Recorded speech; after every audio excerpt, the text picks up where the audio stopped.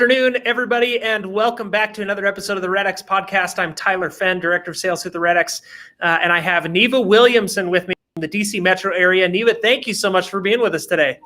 Hello. Hi. I'm excited to be here. Yeah, it's going to be awesome. We are going to talk about some really, really cool stuff today.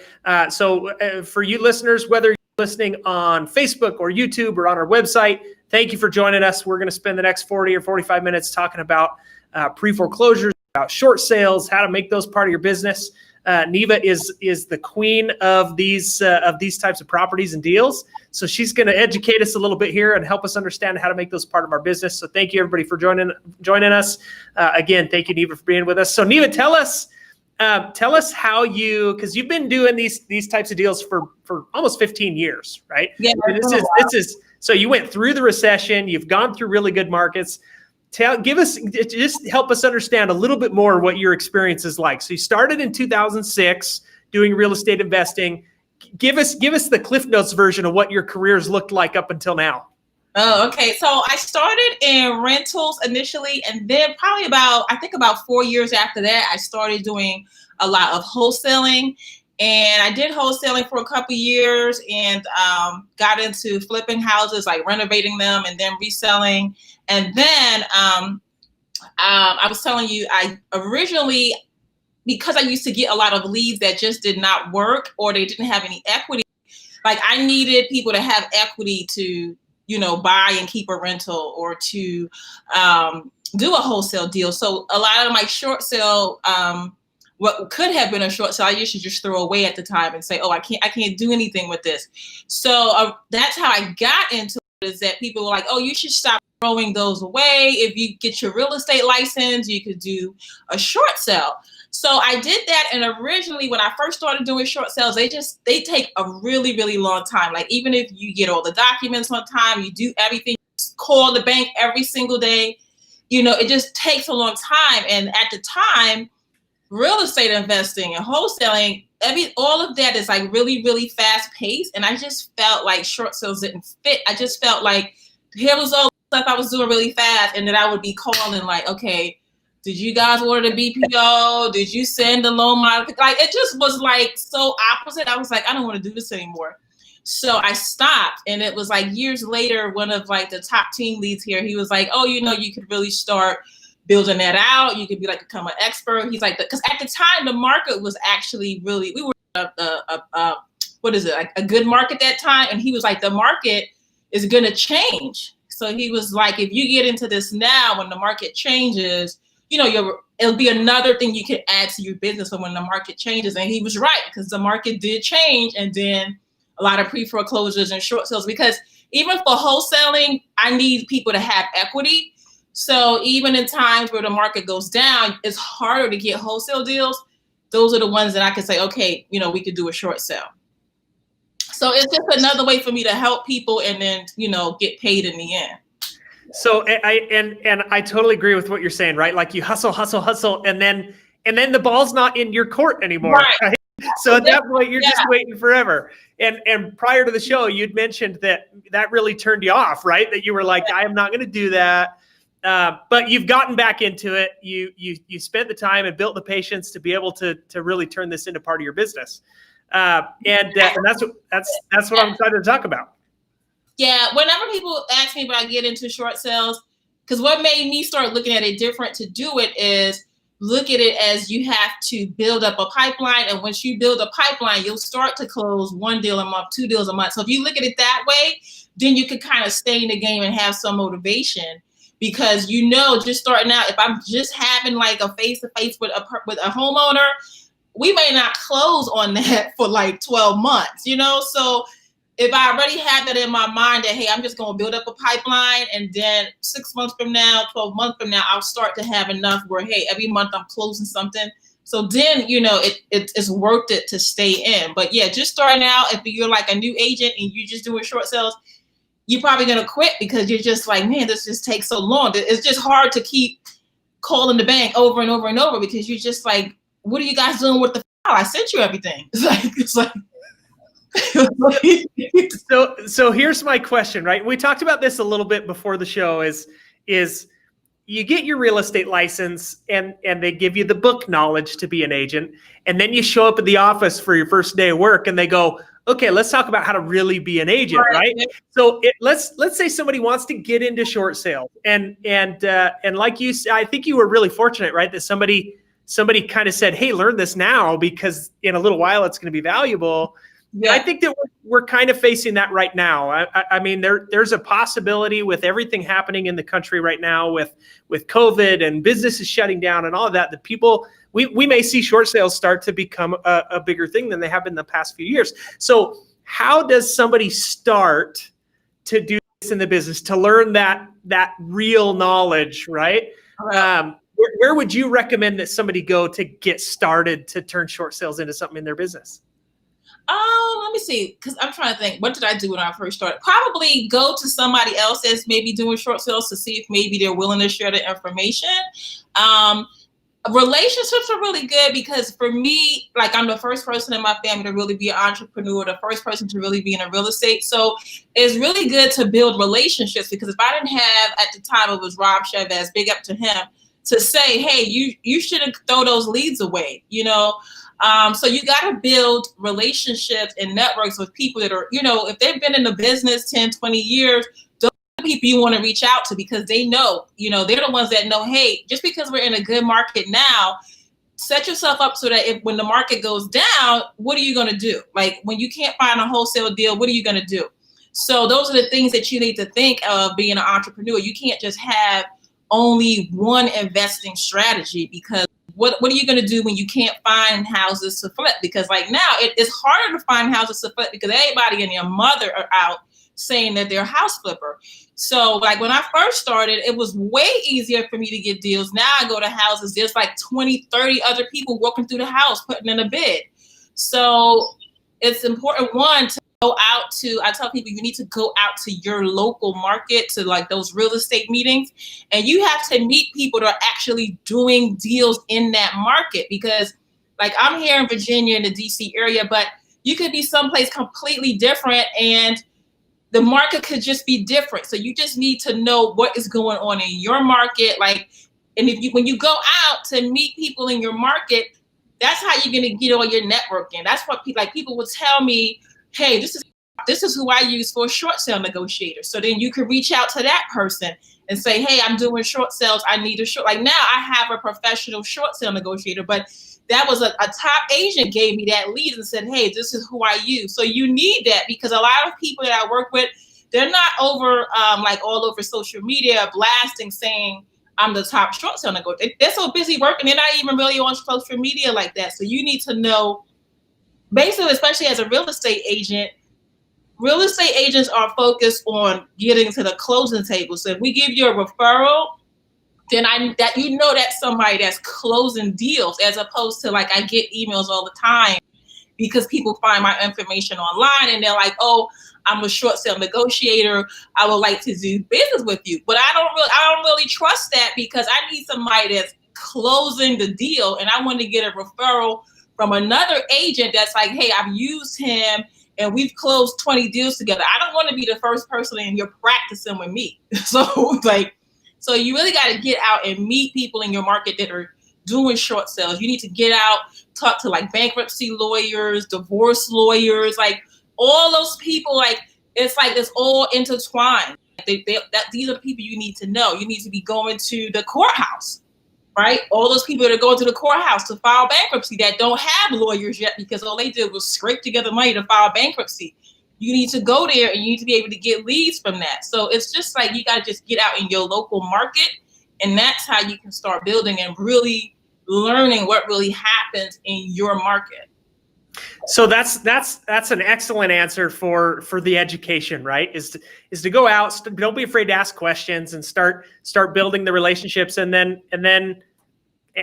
simply gain that knowledge just by getting out there and getting to know the people that are already doing it. So here, I do have a couple of questions here. As we surveyed our listeners, some of the people they asked some of the questions that they want to know about short sales. So can we answer some of those, if that's all right with you? Okay. Yeah, so sure. One of the top questions here is, what is the best way to start landing face-to-face meetings with homeowners that are in the foreclosure process? Well, what I do, which is well, I'll tell you a couple of the ways that I do it. I get, the first thing is you want to get a list of people that are in pre-foreclosure. So either you have to buy that list or like I buy it, and that's how I get and know who's late. What I usually tell people is you want to get people that are at least 90 days late, because in my experience, people that are 30 and 60 days late, a lot of times they figure out a way to catch up. You know, they borrow the money or something like that. But 90 days late, usually two things happen there. One, the bank will only accept a payment if you pay all of the arrears, if you're 90 days late. So usually people that are 3 months behind, they don't have 3 months to pay. And then the bank stops accepting partial payments. Like say if you're 90 days late and you send in a monthly payment, the bank they send it back. They're like, you got to pay 90 days and bring the loan current. So that's when people start getting.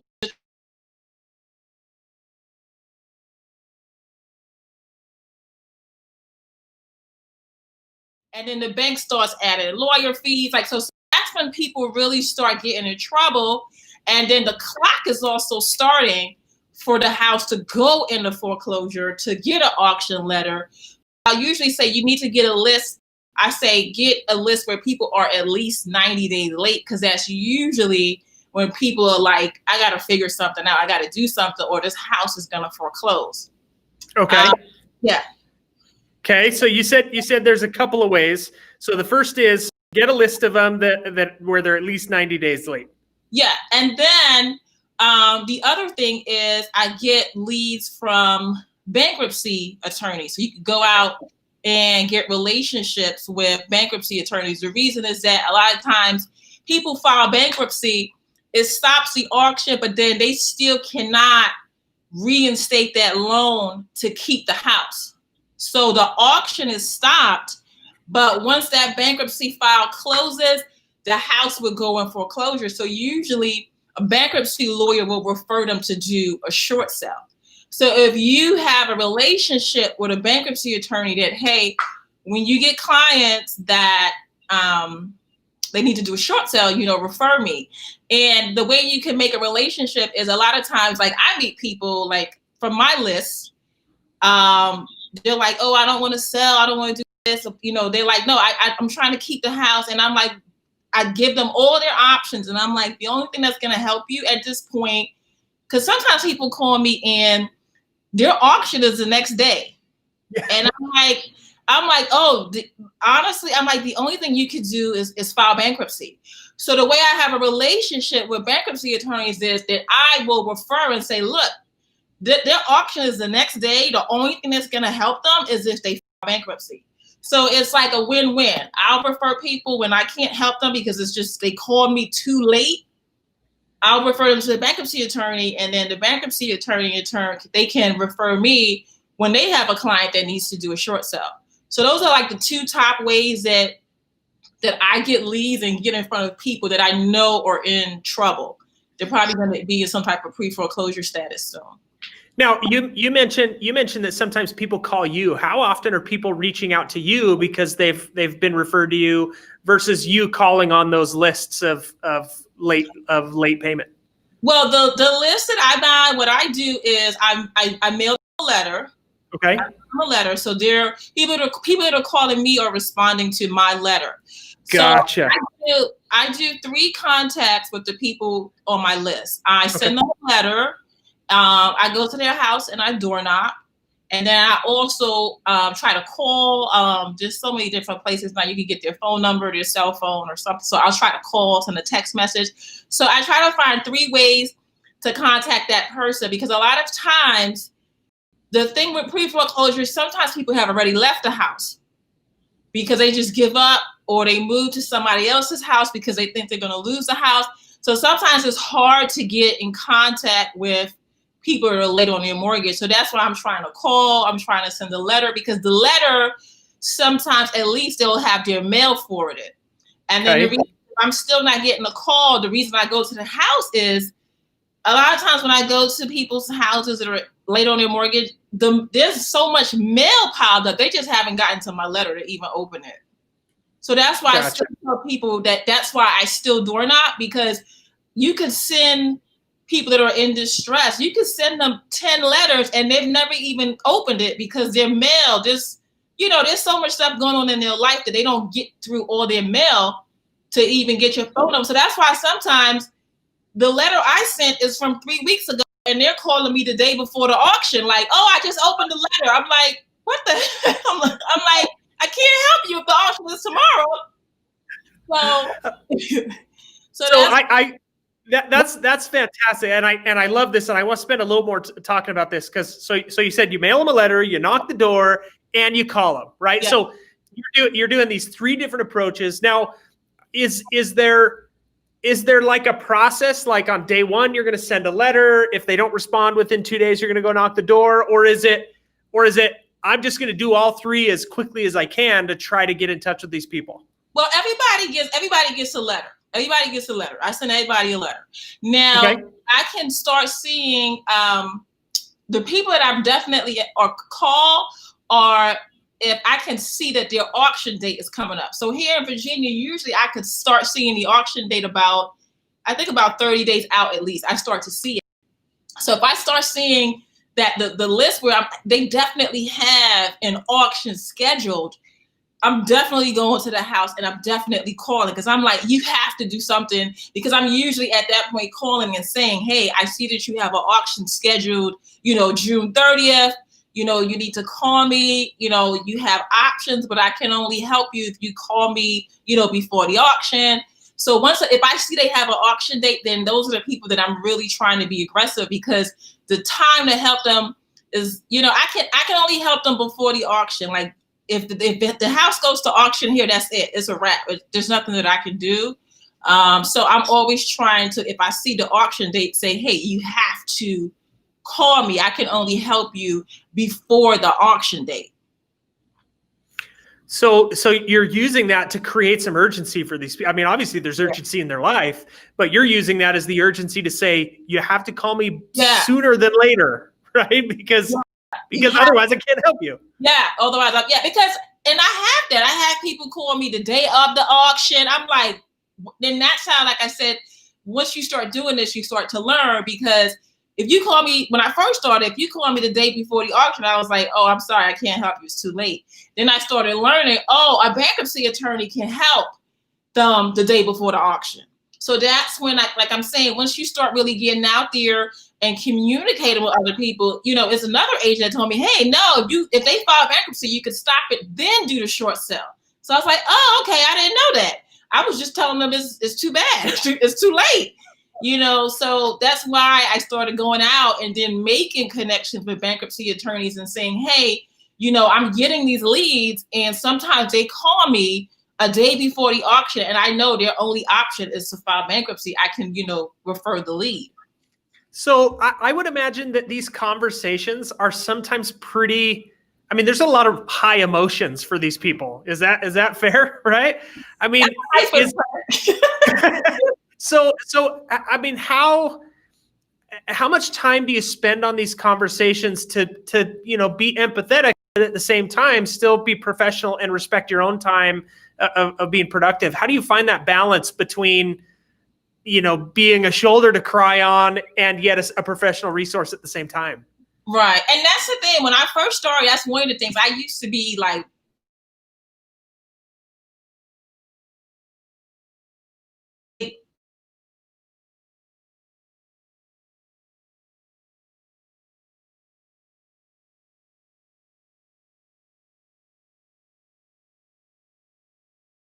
with a short sale is that the bank requires so much documentation. And so then I have to tell people, this is a bad situation. All this paperwork, I need you to calm down and get all of it, because if the package is not 100% complete, the bank is they're not gonna process this. So it's 1 minute being like really, really nice and empathetic, and the next minute being like, you got to get me this by close of business today, or I can't help you, or the house is going to foreclose.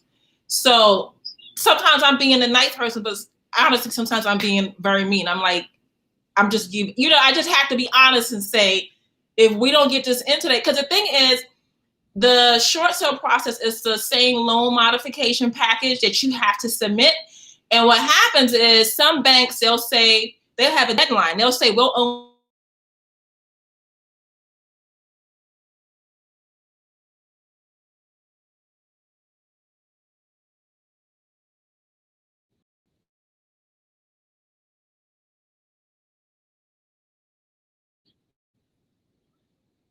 paperwork or your house will foreclose.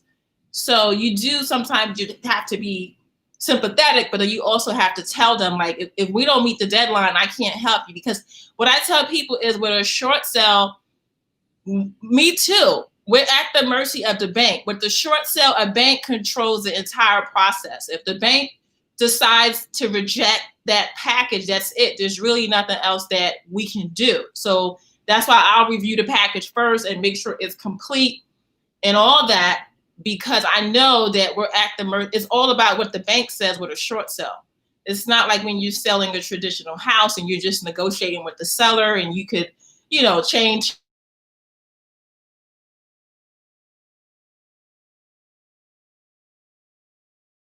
Because it's almost like sometimes like the bank doesn't want to bother. And if they find one tiny thing missing with that package, they just throw the whole package out.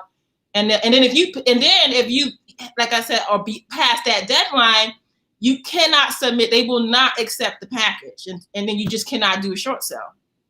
Gotcha. So I'm gonna jump to a couple of the questions that we've had from some of our listeners. Amanda Smith in Texas, she asked this question. She says, "Do you recommend that newer agents acquire a designation in foreclosures or short sales before engaging in these transactions?" I think that's definitely going to help, because you have to learn all that, because a lot of times, like, traditional agents, like, I was on a team before and I was the only one doing distressed sales. And these were like top agents, and they don't have a clue because they never come across the things that you come across in the distressed market. So a lot of times, even though they're top agents, they're killing it. If they come across something, they would have to call me and be like, "Oh, I have this, this person, they're behind. What are their options?" Like, they have no idea, because they specialize in a particular niche. And then if they just meet somebody that's like, "Oh, I'm behind," they're like, "Oh, I don't even know what your options are." So you have to learn this. You have to learn this niche, because it's just a lot of different dynamics. You need to know the deadlines. You need to know things to adhere to. So I definitely would recommend that you take as much training as you can, because it's definitely a very unique niche. Well, and it sounds like you're recommending formal and informal education, right? Get out there, get the training and take the courses. And at the same time, you just got to hustle and learn by experience, because that's what's going to build the skill to get you to where you want to be. But once you have that skill, I mean, look how valuable and that can be in your business, especially if the markets do turn.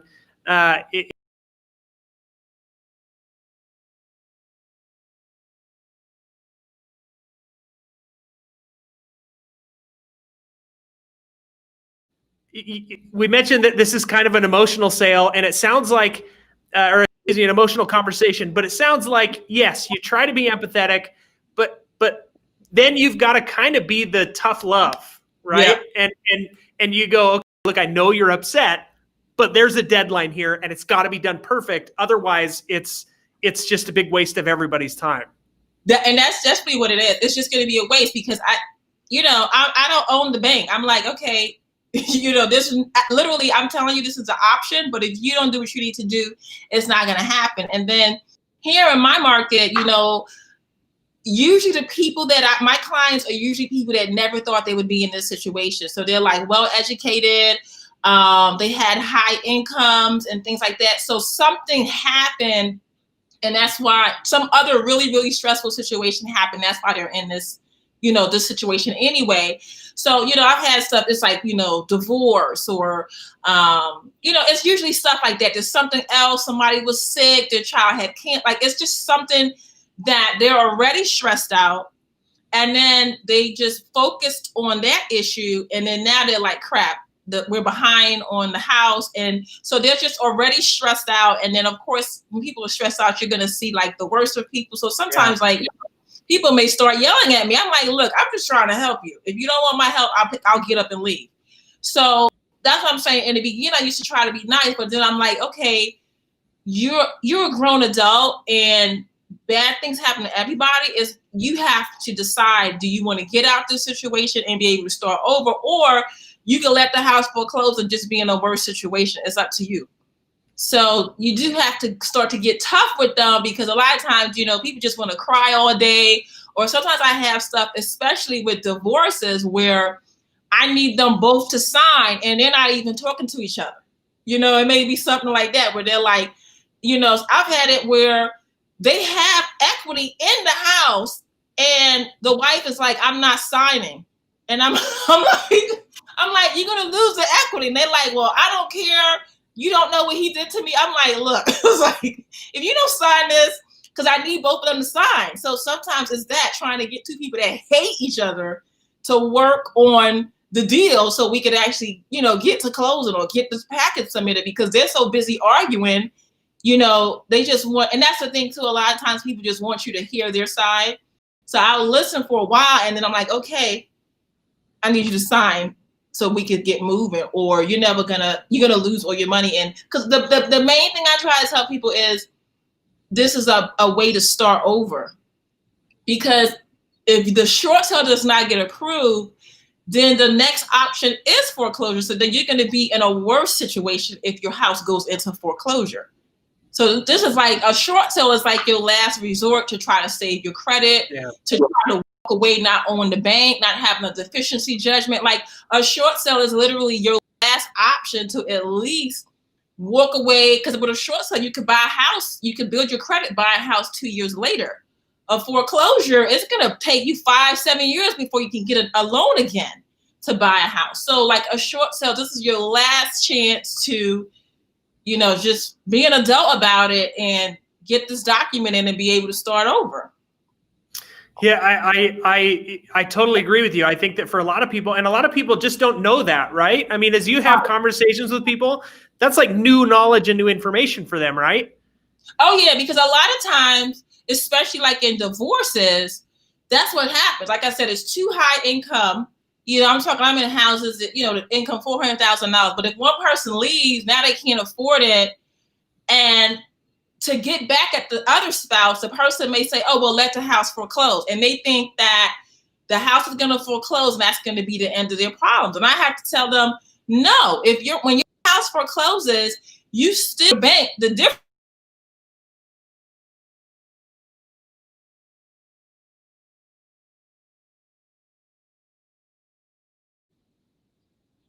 $100,000 and you don't even have a house. So that's when people are like, oh, wait, hold on. That's why I'm like, do you really hate him that much that you want to be stuck with this deficiency judgment? Or do you want to do the short sale and we negotiate and get that judgment and get that negotiated so you walk away and you don't owe that money? So that's what I try to explain to people. This is your last chance, because if we don't meet the deadline and you submit the paperwork late, your house is going to foreclose, and then I guess y'all can fight over who's going to pay the deficiency judgment. So, all right. So here's a question that we get really, really commonly is, how do you start to build relationship with the banks, right? Who's the person that you got to call? Who's the person that you're going to hound over and over and over? How do you start to build those relationships? Well, to get you, because you're saying to be the agent that the bank refers. Yeah, or once you're submitting that file to the bank or to the lender, how do you continue to follow up with that and build those relationships to make sure that you're calling the right person at the right time to make sure that the process continues? Well, usually now, when this first started, and we were like years ago when this first started, the banks were so overwhelmed, they didn't even have an office set up for this. So you would call and it would just be random people. Sometimes you get, you know, you would just, for that one file, you're talking to like 10 different people. And I used to tell people, I used to have to write down who I spoke to, what time, blah, blah, blah. Now, most banks, they're going to assign that file to someone. And usually that's going to be like the counselor that's going to walk that file all the way through. So most banks set up that way now. But initially, yeah, years ago when short sales, when the house, I guess like 2008, 2009, you could speak to like 50 people before you get that short sale out, because it would just go to whoever picks up the phone. When people talk about like building relationships with the bank, one of the things I also do is like now, like in my area, auctions they're all stopped. But what I do now is I help people that are looking to do a loan modification. So the thing is, it's a good way to build a relationship with the bank, because you're already involved when the person is submitting for that loan modification, because the loan modification package and the short sale package are the same package. So if you get involved and help them submit their loan modification, you're already building a relationship. You're already talking to that same counselor. And then if someone gets denied for their loan modification, the next option, the bank is going to tell them, oh, your next option is you can do a short sale. So if you already were involved in helping them with the loan modification, then the bank already knows you have an agent. And I'll tell my clients, if they ask, you tell them you already have an agent. But if they've already gone through the loan modification and you were not involved, when they get to that stage, the bank is going to tell them your next option is a short sale, and then the bank will refer them to a real estate agent. So that's when now you're going to be competing to get that listing when you could have just had it, because the loan modification process is long too. So by the time, if somebody gets denied for a loan modification, they've already been working with me for a couple months. So they just say, oh, I already have an agent. They're not going to switch after we've been doing this for 6 months. So they'll tell the bank, oh, I already have an agent. Even if they get a referral, they'll say, I already have an agent. So that's another way that you can build relationships, because they'll already know you already have all these people you've been doing loan mods for. They just will know already. God, that's a fantastic answer. Thank you. And so you started this in 2006 through the recession. Were you doing short sales through the recession, 2008, 2009, 2010? No, I wasn't. You were still doing rentals and flips at that point. Yeah, I was doing that. I did start doing loan modifications back then. So I was doing a lot of loan modifications for myself, for my properties, and I was helping people get their loan modifications in. So that helps you too with short sales, because like I said, it's the same process basically to do a loan mod and to do a short sale. So doing it now might even be easier than it used to in the past, because the banks will assign somebody to that file. You get the same person over and over. And it's not like you need to build a personal relationship with the banks like you used to. They've got departments and people and employees at the bank to handle those conversations. Yeah. There's somebody assigned already. Like I said, when we first started doing loan mods, it was just, I would tell people, when you call, write down who you spoke to in the time, because it would just be whoever picked up the phone. But now most banks, they assign somebody, and that person is going to walk through the file. And if something's missing, I make sure, like, as soon as that file or they respond, I always send them my contact information, so that if something's missing in the file, they know to email me, call me, so I could get right on it and stuff like that. So usually, it's just one person that, unless something happens, they quit or something, it's usually just one person. So some banks, you can actually go to their website and you can like apply to be like a referred agent to help with short sales. You could go on their website, and fill out the paperwork. Gotcha. Thank you for that. So here's another one of the questions that we got when we surveyed our listeners. It says, what are the biggest struggles you face dealing with a pre-foreclosure transaction or a short sale transaction? And how does that differ from a traditional transaction? Okay, it's a couple things that are difficult. One of them is that the bank will order a BPO, like an appraisal, and this is such a pet peeve for me, because what has happened over the years is that it's like, well, one of the reasons is the bank has like reduced how much they pay for these BPOs. So nowadays, honestly, when the bank orders these BPOs, a lot of these appraisers, they don't even go inside the house. They literally look online and they try to do, because you're not getting paid as much as they used to do the BPO. So they're just trying to get through as many as possible and not spend a lot of time on it. Then they're not trying to go in, drive there, walk through the house. So the reason why that ends up being such a hindrance is they want to look online, look at the pictures, and then they send the BPO in. The problem is a lot of times what they do is they just use sales that are around the area that are comparable. But those houses are usually traditional sales where the house is nice and pretty. And so that house might have sold for $500,000. A short sale, this is somebody, they have not been taking care of the house. So the house most likely needs repairs. And so if you don't go inside the house to see the actual condition, a lot of times the BPO comes back too high. And the bank uses the BPO to figure out what value they'll accept for the short sale. So like say the BPO comes back at $500,000, the bank may say, okay, we're going to accept 90% of the BPO or something like that. Well, if the BPO is already too high, then my short sale offer is all, I can't get a short sale offer. I'm like, this is too high. Like this house is not worth this. So then I have to go and, submit pictures, submit repair estimates so a lot of times, like when they order BPO, I'll try to tell the appraiser, I'll meet you there because I want to make sure they go in the house. But a lot of them, they still know that's what I'm trying to do. So they'll make the appointment and then they'll call me. Oh, you know what? My other appointment ended early, so I just came early. I already did so I know what they're doing is they're trying to get around going inside. I'm like, I know what you're trying to do. So that's one of the biggest things is that if the BPO comes back too high, it just messes up the numbers for me to get the short sale approved. So that's one of the things that really gets on my last nerves because. And the other thing is that they don't factor in for the BPO that it's a short sale, meaning when you do a short sale, you can't have any repairs, right? You buy a traditional house, you get an inspection, you can ask the seller to fix things. A short sale is just an as-is sale. So the house is not going to sell, even if it's an excellent condition. Somebody's not going to pay an as-is price when you also have to do all the repairs.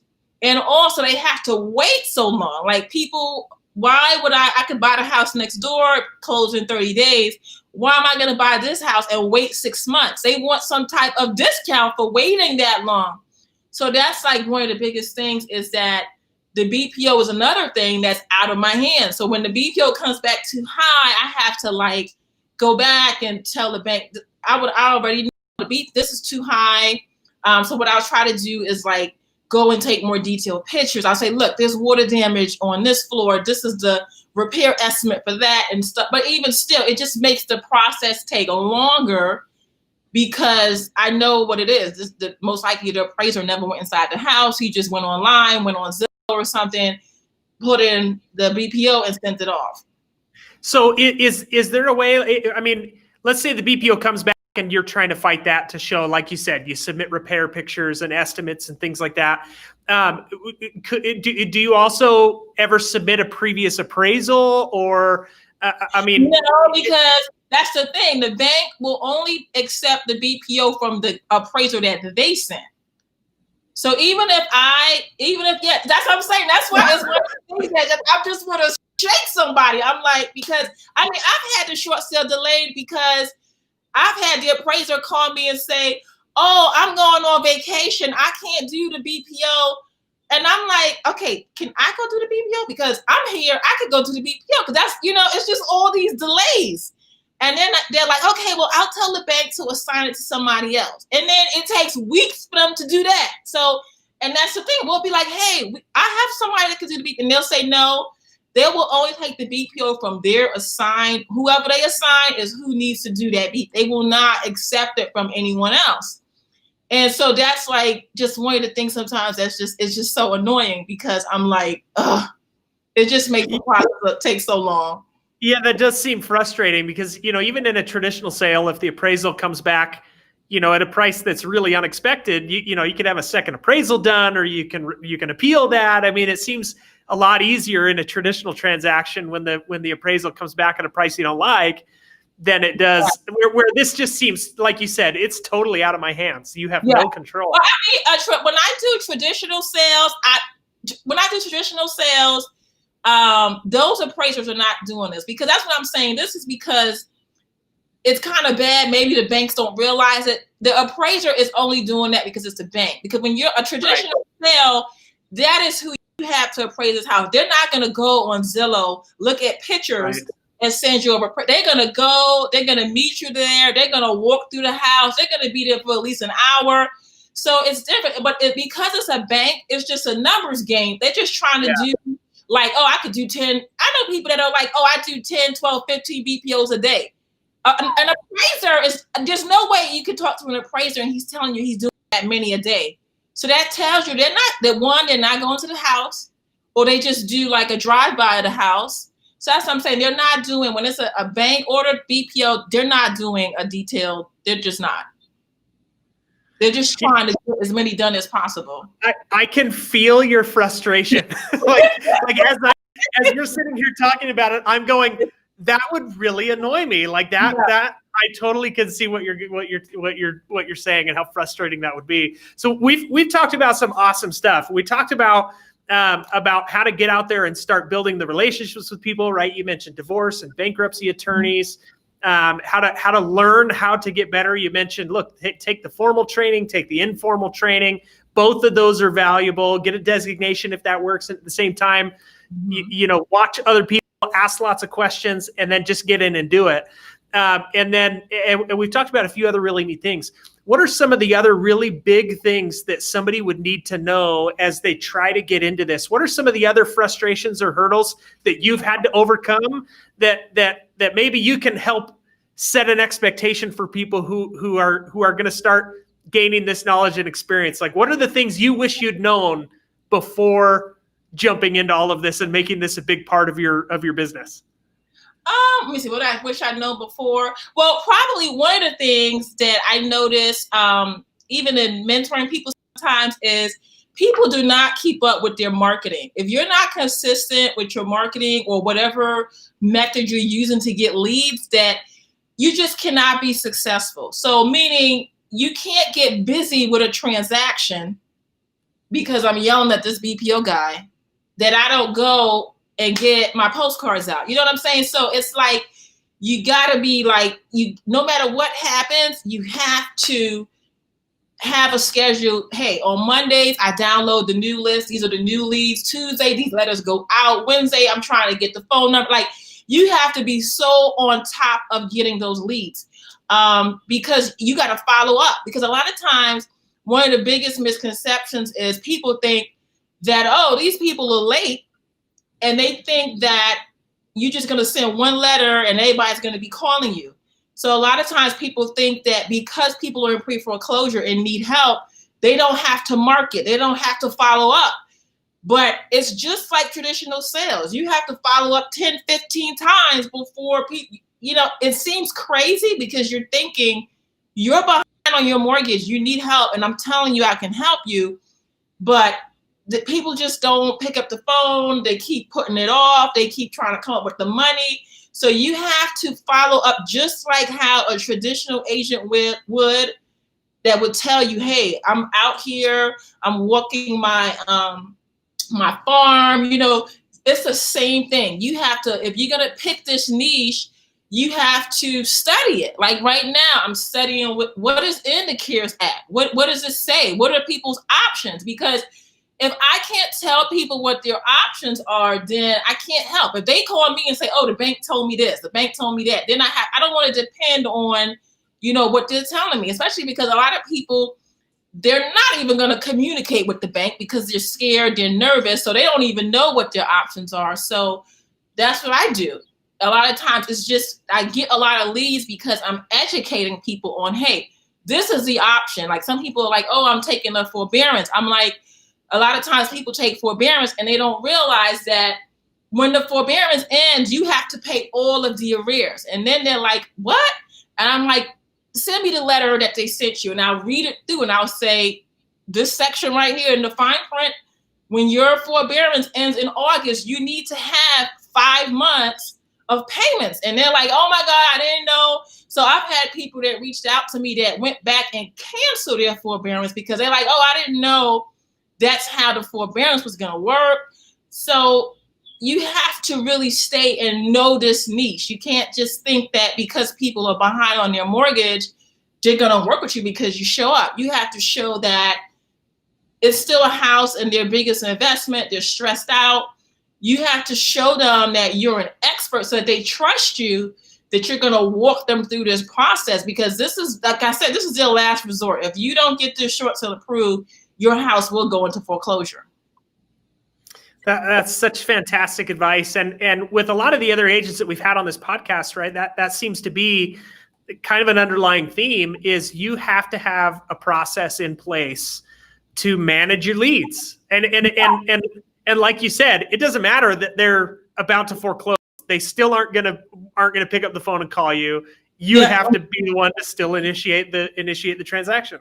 Yeah, that's the biggest thing. People usually think that I don't market. And, so sometimes I've had people like that are way bigger companies than me that have gone to my website, filled it out, and I call, they're like, oh, this is such and such. And I'm like, they're like, oh, we were just trying to figure out, what are you doing that you're getting all these leads? And I'm like, I'm like, what? So I'm like surprised, but that's the thing. The one thing I would say I've really done, I always keep up on my marketing, because if you if I skip a week or two, I could tell I get less phone calls. I guess that I could immediately see, like if I just skip sending out postcards or skip sending out letters, I could feel it, because I could feel the volume of the calls and the responses. It immediately goes down. So you gotta, even if you get busy closing deals, you have to keep your marketing up.